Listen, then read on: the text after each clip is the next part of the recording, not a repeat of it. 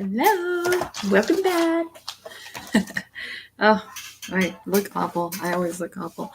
Um, yeah, welcome back. It's story time. I'm excited. 2 days in a row. I gave the children ice cream and turned on a cartoon, and we'll see if we can get away with reading a chapter or two. Um, Before we get started, there was there was something I was gonna say. It just went right out of my head. I'm having a total brain fart. Well, never mind. Maybe tomorrow, unless I remember as we're going along. Okay, never mind. We'll just, what did you have for dinner? Put in the chat discussions of food because I love to cook. It's my thing, and I like ideas. I like it when people tell me what they're making so I can think, oh, I should make that. We did chicken chow mein over rice, and that was so good. And then I made like a fresh veggie salad, not like a green salad, but just tomatoes, onions, cucumbers, and then just peaches and cream for dinner. It was simple. And all my children that don't come see me near often enough, I've been making peach pie lately. If you came to see me, I'd make you some peach pie. And if that doesn't tempt you, I don't know what will. So, I mean, if you know, the peach pie. So good.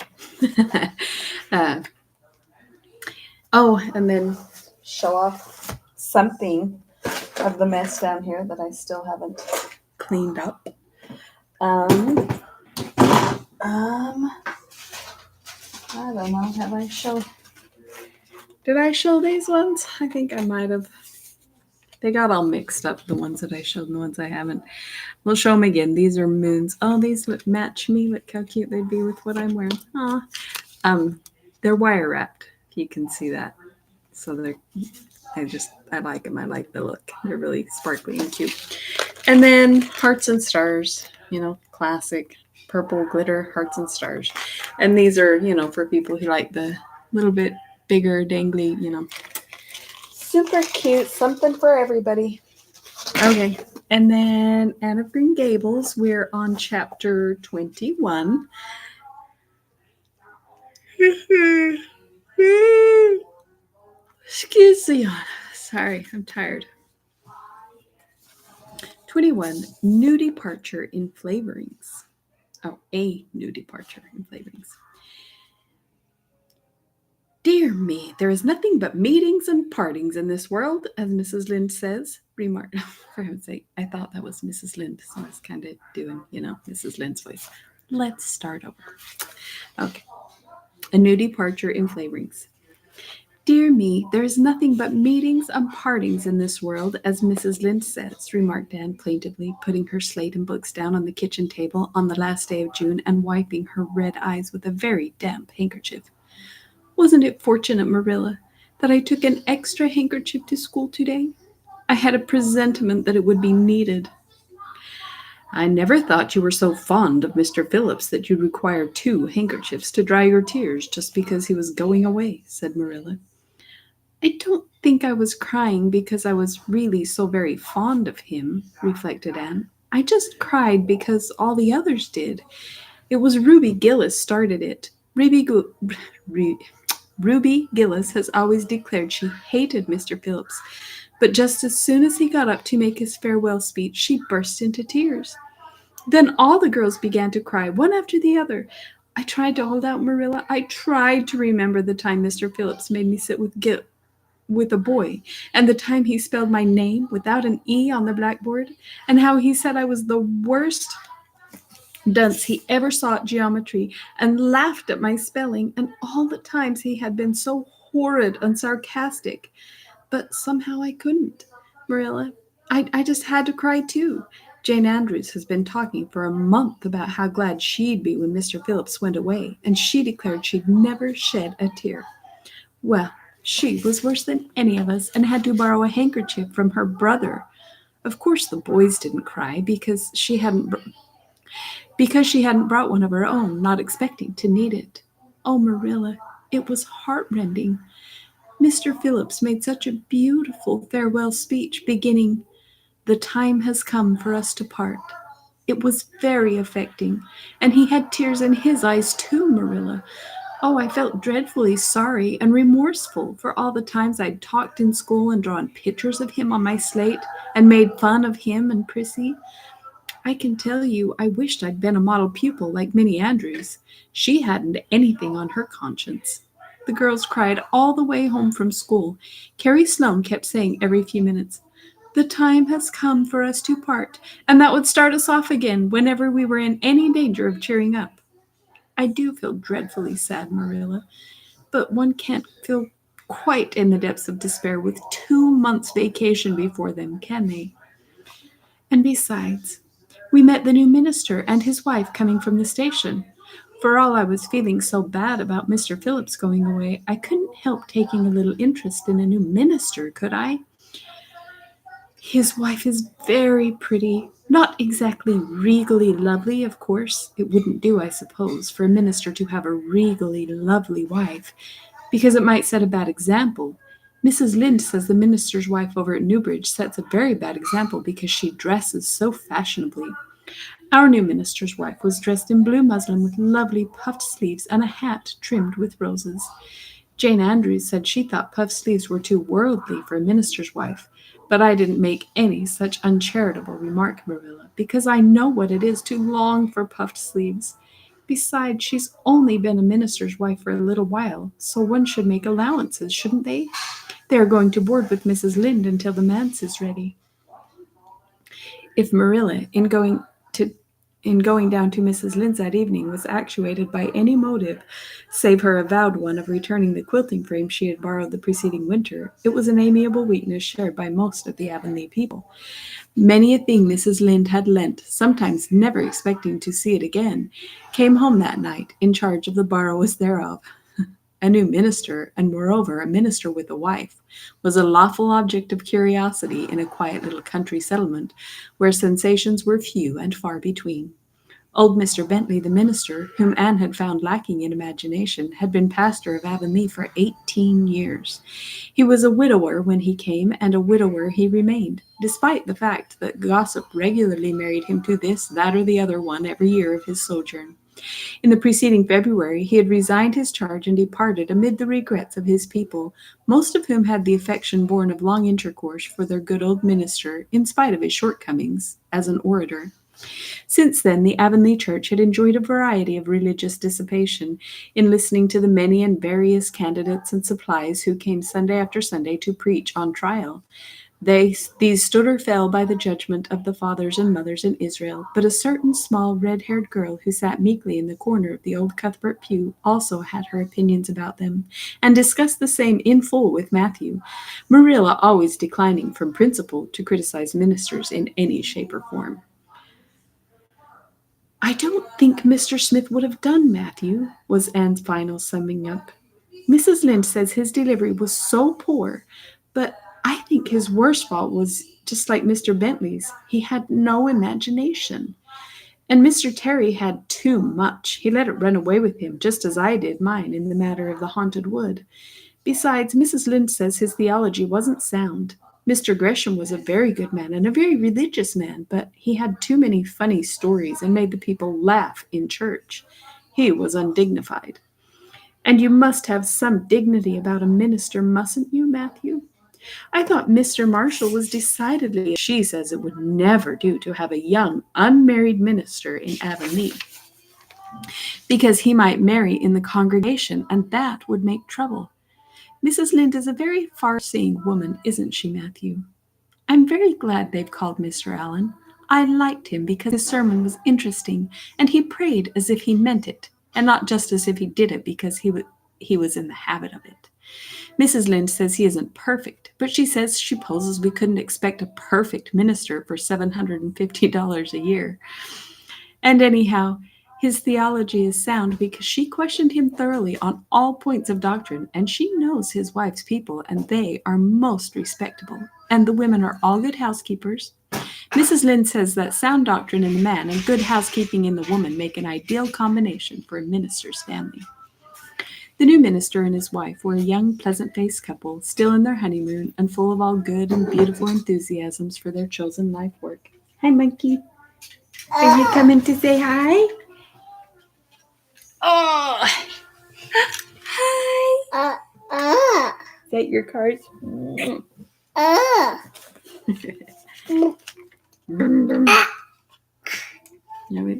Everywhere he goes, he has toys, mostly cars, in each hand. Falls asleep with them. That's his favorite right there. Is that your favorite car? Yeah.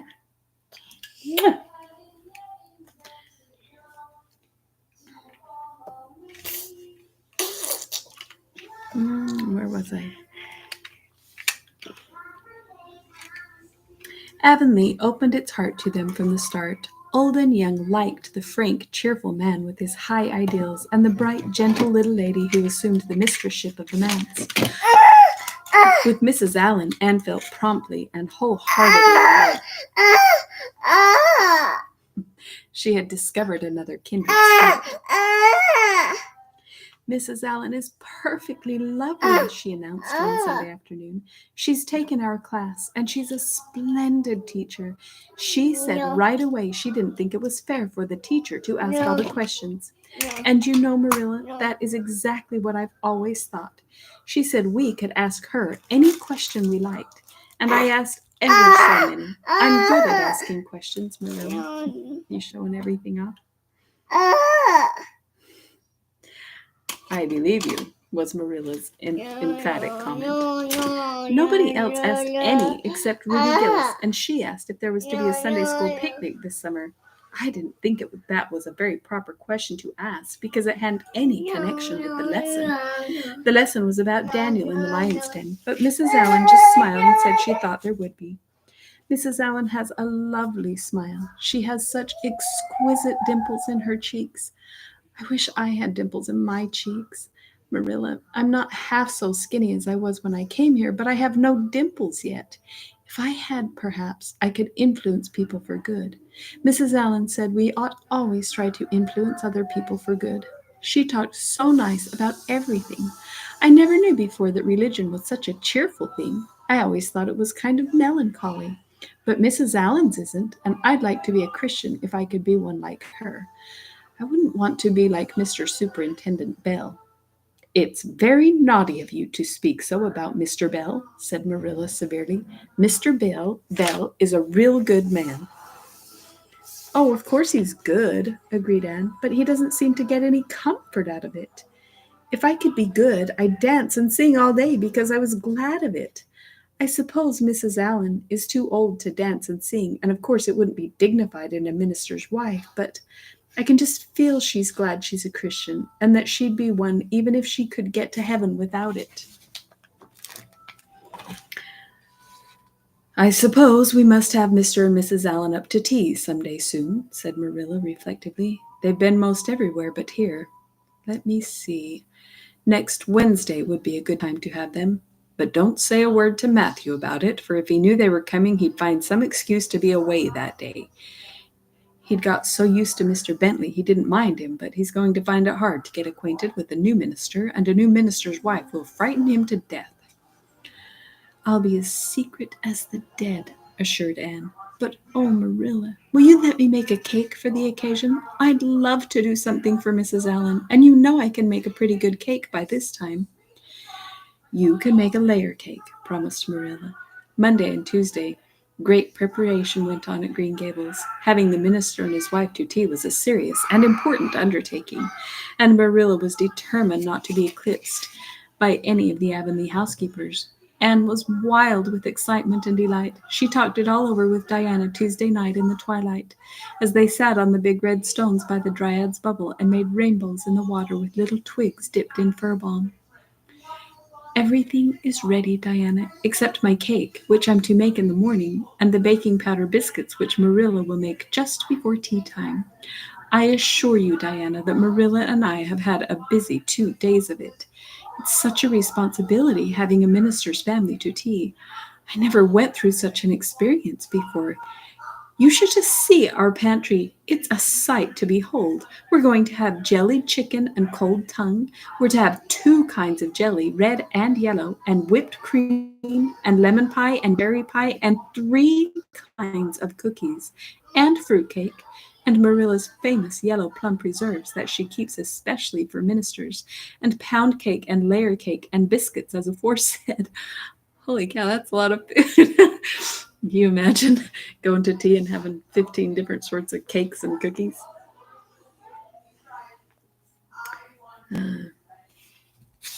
And new bread and old both, in case of the minister is dyspeptic and can't eat new. Mrs. Lynde said ministers mostly are dyspeptic. Oops, I said it wrong. Dyspeptic. But I don't think Mr. Allen has been a minister long enough for it to have had any effect on him. I just grow cold when I think of my layer cake. Oh, Diana, what if it shouldn't be good? I dreamed last night that I was chased all round by a fearful goblin with a big layer cake for a head. It'll be good, all right, assured Diana, who was a very comfortable sort of friend.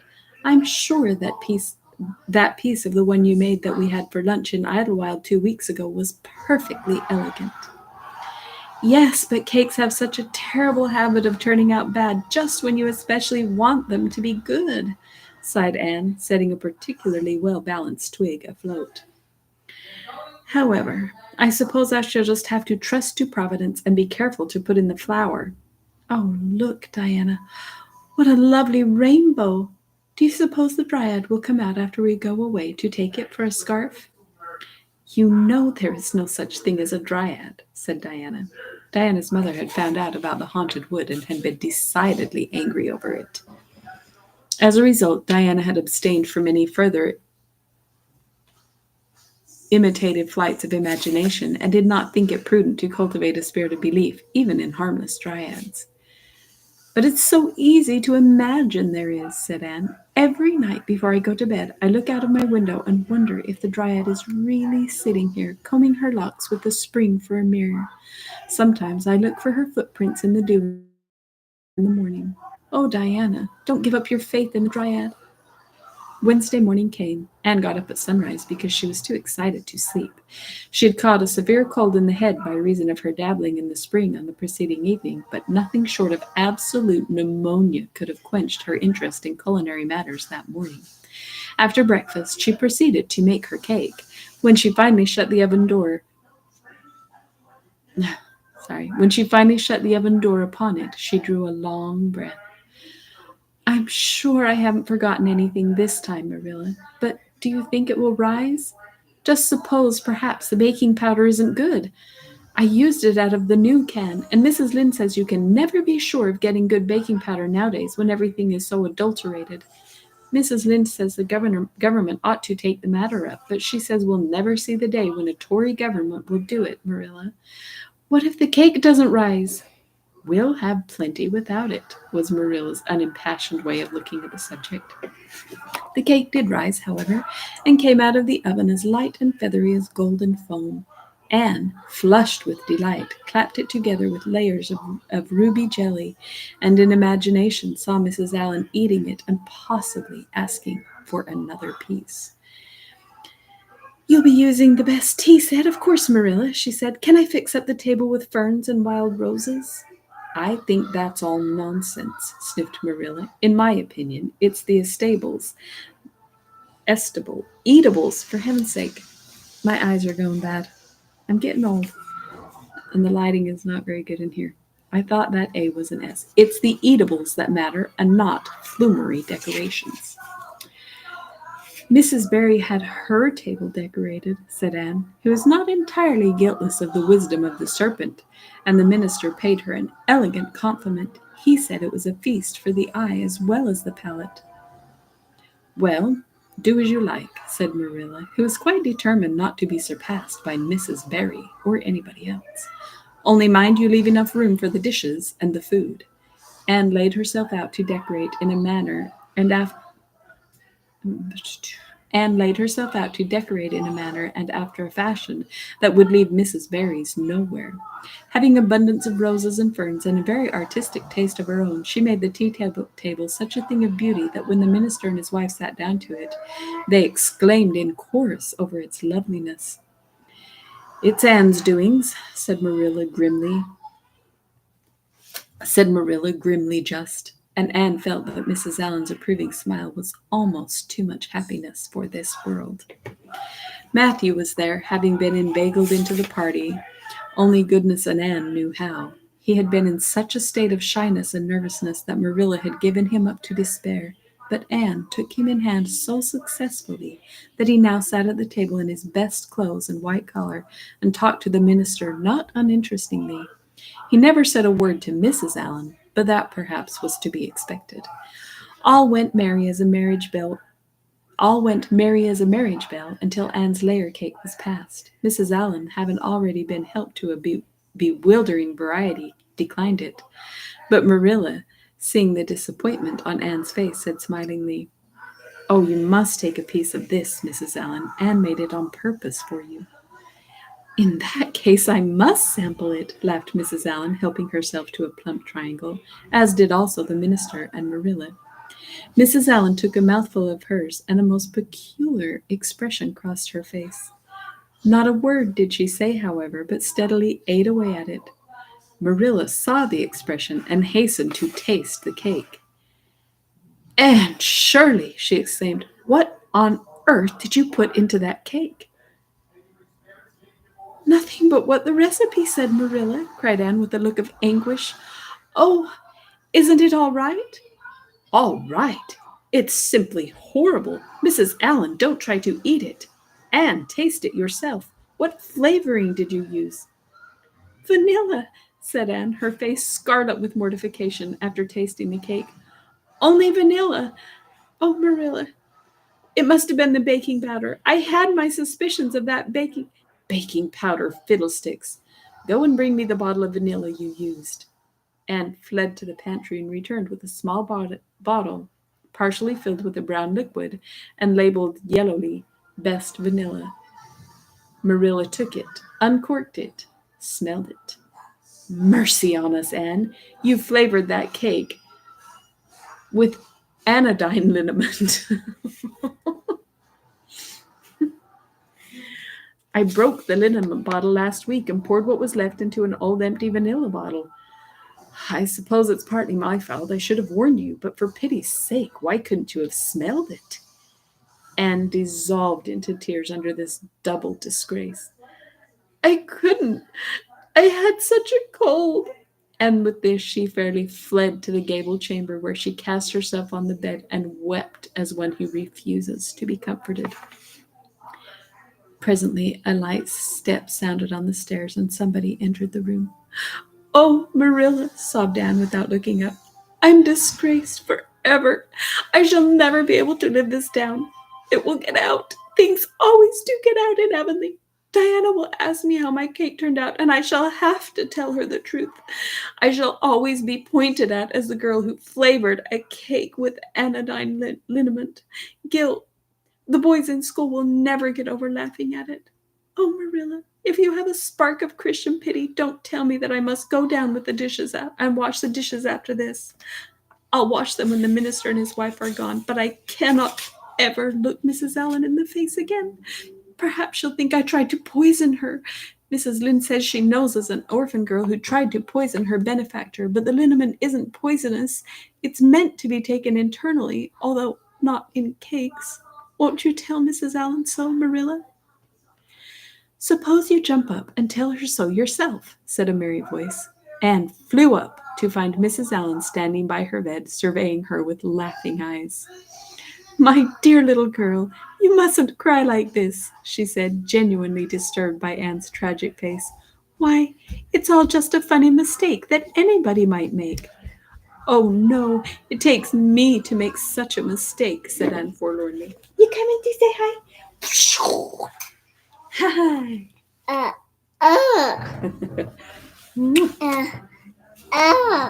love you so much.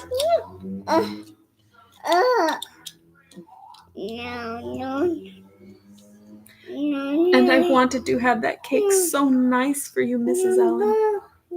"Yes, I know, dear, and I assure you I appreciate your kindness and thoughtfulness just as much as if it had turned out all right. Now you mustn't cry any more, but come down with me and show me your flower garden. Miss Cuthbert tells me you have a little plot all your own. I want to see it, for I'm very much interested in flowers." Anne permitted herself to be led down and comforted, reflecting that it was really providential that Mrs. Allen was a kindred spirit. Nothing more was said about the liniment cake, and when the guests went away, Anne found that she had enjoyed the evening more than could have been expected, considering that terrible incident. Nevertheless, she sighed deeply. Marilla, isn't it nice to think that tomorrow is a new day with no mistakes in it yet? I warrant you'll make plenty in it, said Marilla. I never saw your beat for making mistakes, Anne. Yes, and I well know it, admitted Anne mournfully. But have you ever noticed one encouraging thing about me, Marilla?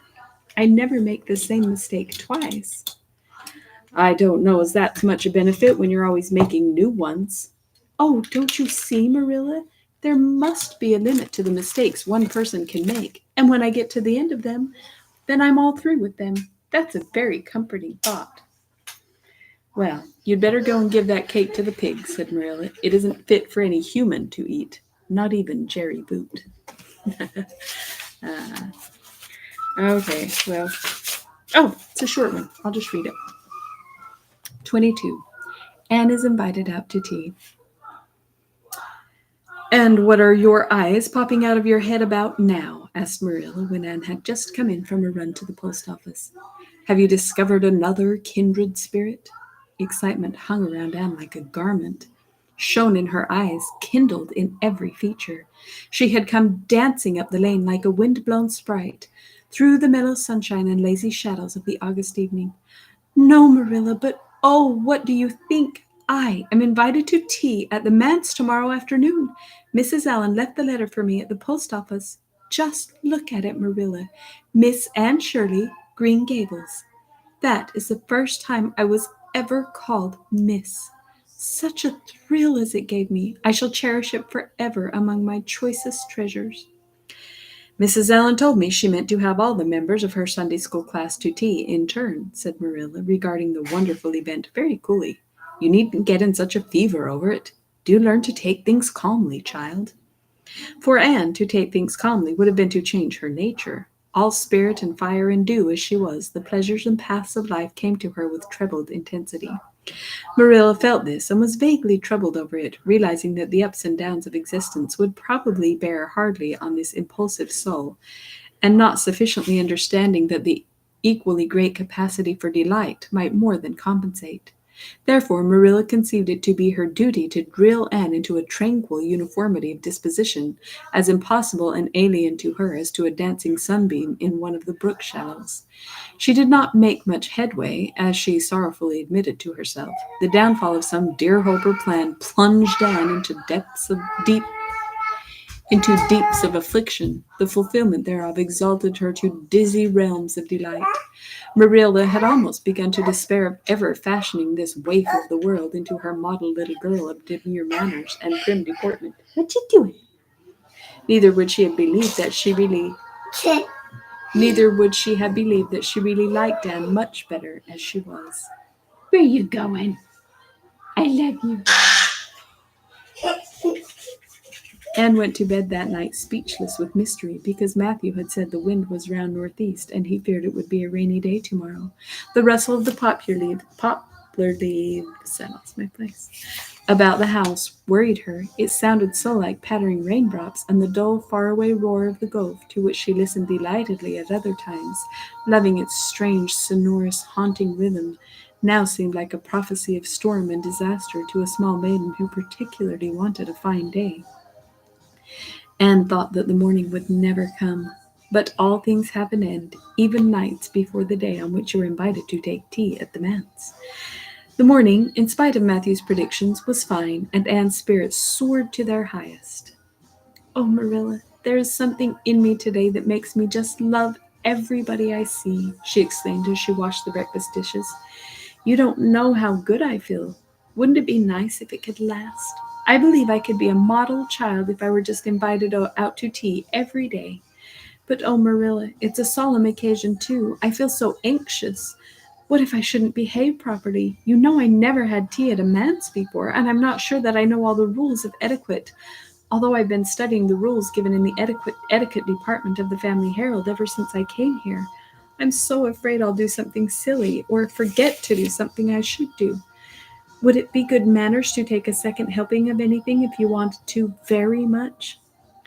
The trouble with you, Anne, is that you're thinking too much about yourself. You should just think of Mrs. Allen and what would be nicest and most agreeable for her, said Marilla, hitting for once in her life on a very sound and pithy piece of advice.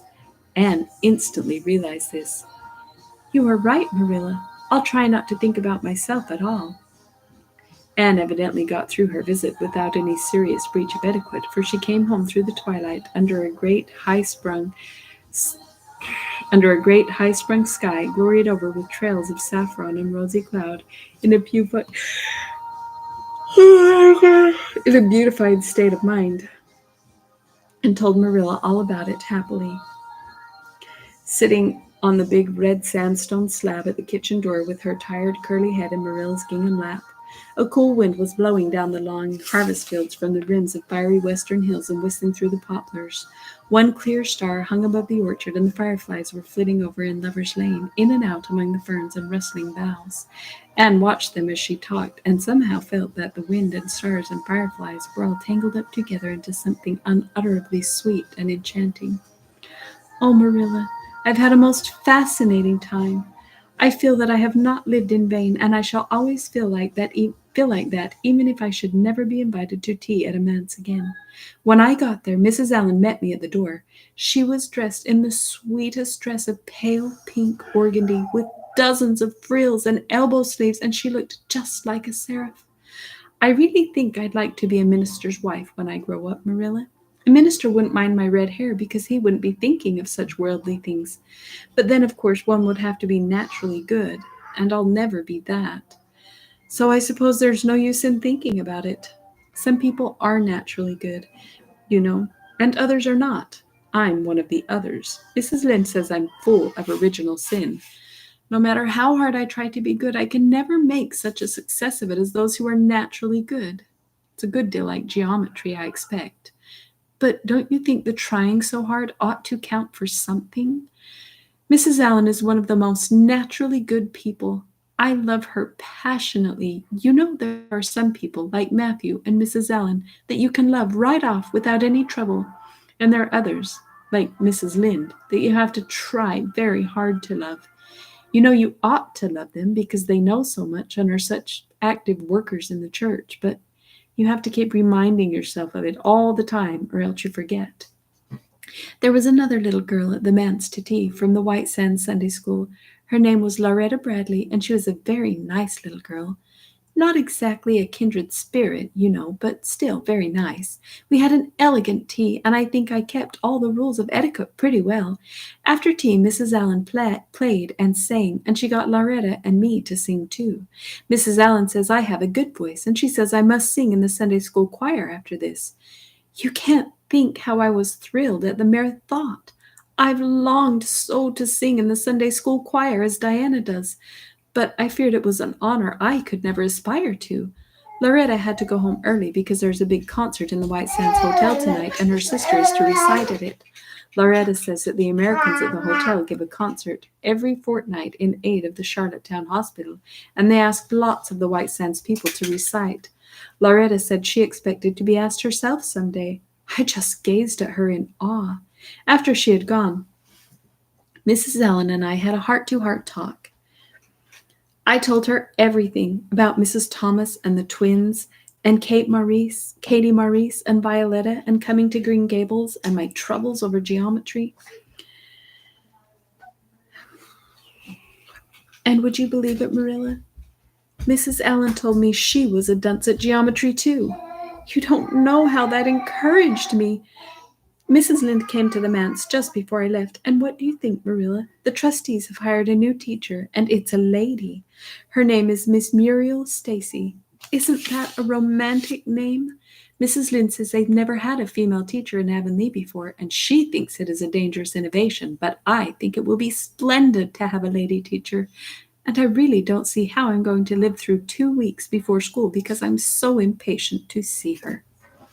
Okay, 2 chapters. And the yawn. I'm tired.